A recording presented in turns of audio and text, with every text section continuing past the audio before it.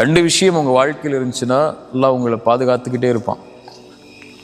முக்கியமான அறிவுரையை எடுத்துக்கோங்க. இதை இந்த ஒட்டுமொத்த இந்த அமர்வுகளையும் எனக்கும் உங்களுக்கும் நான் சொல்லக்கூடிய மிக முக்கியமான அறிவுரையில் இது ஒன்று.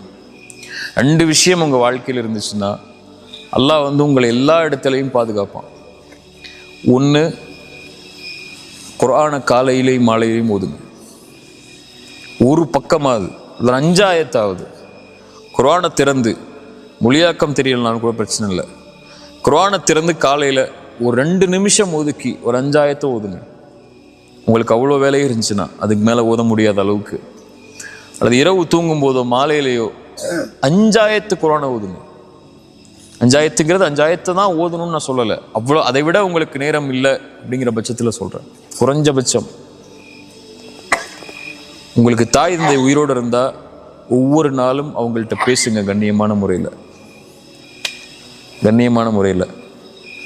2 நீங்கள் செஞ்சீங்கன்னா அல்லாஹ்வுடைய பாதுகாப்புலேருந்து நீங்கள் விலகவே மாட்டீங்க. 2 விஷயம் சொன்னேன்.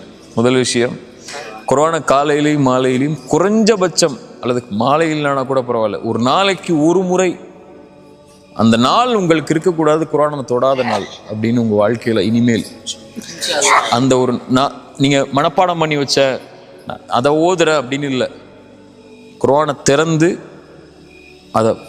அதை ஓப்பன் பண்ணி அதை ஓதுற பழக்கத்தை கொண்டு வாங்க. ஒரு நாளைக்கு ஒரு நாள் அந்த புக்கை நெருக்கமாக்குங்க. 2வது, உங்கள் தாய் தந்தை உயிரோடு இருந்தால் அவங்கள்ட்ட கண்ணியமான முறையில் ஒரு நாள் பேசுங்க. அந்த நாள் அவர்கள் இல்லாத நாள் அவங்க வாழ்க்கையில் இருக்கக்கூடாது. அவங்களோட நீங்கள் தொடர்பில் இல்லாத ஒரு நாள் உங்கள் லைஃப்லையோ, அல்லது குர்ஆனோட நீங்கள் பேசின, அல்லது குர்ஆனை உங்களுடைய நாவில் பேச வைக்காத ஒரு நாளோ, அல்லாஹ்வுடைய வார்த்தையை உங்கள் நாவு உச்சரிக்காத ஒரு நாளோ, தாய் தந்தையுடைய உரையாடல் உங்கள் நாவில் இல்லாத ஒரு நாளோ உங்கள் வாழ்க்கையில் இல்லாமல் நீங்கள் ஆக்குனீங்கன்னா ஒவ்வொரு நாளும் அல்லாஹ்வுடைய பாதுகாப்பிலேயே தான் இருப்பீங்க. இந்த 2ஐ விட ஒரு பெரிய அமல் எனக்கு தெரியலை. சஹாபாக்களுடைய கருத்துக்களை வச்சு, ரசூலுல்லாஹ்வுடைய ஹதீஸை வச்சு சொல்கிறேன்.